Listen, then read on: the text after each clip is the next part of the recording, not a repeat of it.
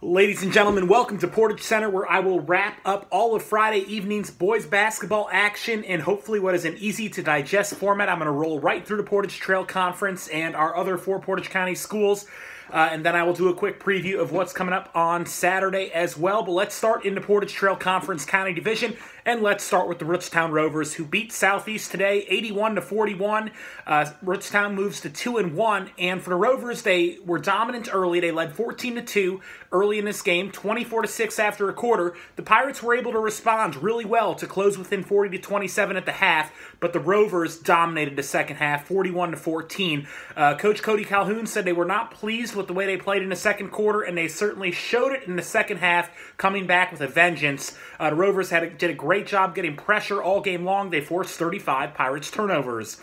Let's move to Crestwood and Garfield. Always a great rivalry between between backyard neighbors, pretty much. Crestwood ends up winning this one 60-52. Mason Jakacki, Blaze Angle, and Isaiah Patton combined for 25 of Crestwood's 29 points in the second half.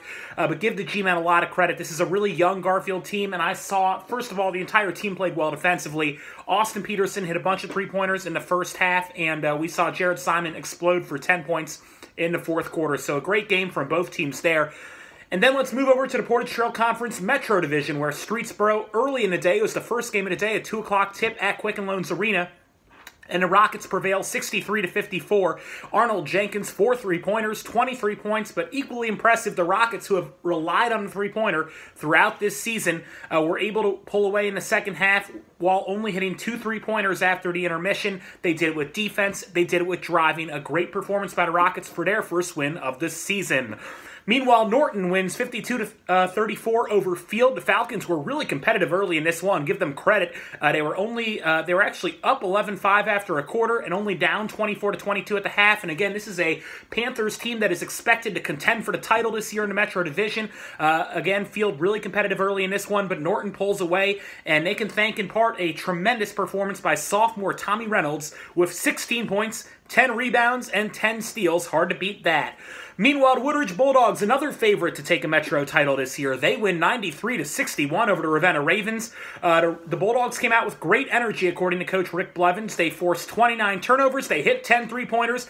And DJ Snyder, one of the rising stars in this league, with 20 points. Elsewhere in the Metro, it was Coventry getting past Cloverleaf 55-51 in a dead-even ball game. You look at the stats in this one, and everything is even. The quarter-by-quarter scores were really close throughout, and really, maybe the difference in this one was 4 3-pointers from Jarrett Griffith of the Comets. Moving outside the Portage Trail Conference, we had Highland beating Roosevelt 54-34. Great job by the Hornets holding dangerous Rough Riders scorer Zach Common to 6 points. For the Hornets, they got 15 from Bryce Profit, and they pulled away in the third, winning the third quarter 22-10. Meanwhile, the Wyndham Bombers pick up their first win, 77-45 over Chalker.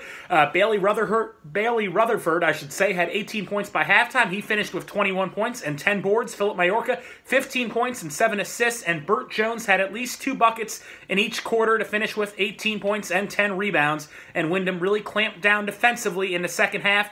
And then finally for the Aurora Green Men, they fall to 0-1 in conference play, 2-1 overall. It was 30 points from Branton Hegelman of Talmadge, which ends up winning this one 73-68. A really close game throughout. Aurora hit a bunch of three-pointers, but ultimately the Blue Devils pull away, helped by Hegelman's 30 points. Now we got a big day of girls basketball coming up on Saturday. It's a PTC County rivalry between Southeast and Garfield, 2 favorites to take the county crown.